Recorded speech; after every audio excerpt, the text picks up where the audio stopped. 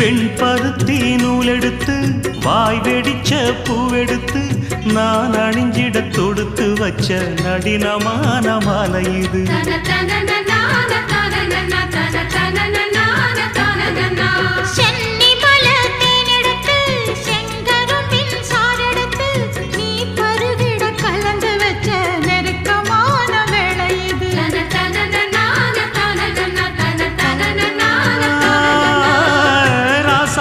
உடம்பிருக்கும் ரவிக்க துணி நானாக அன்னாடம் சூடி கொண்ட ஆசை வச்சாகாதா.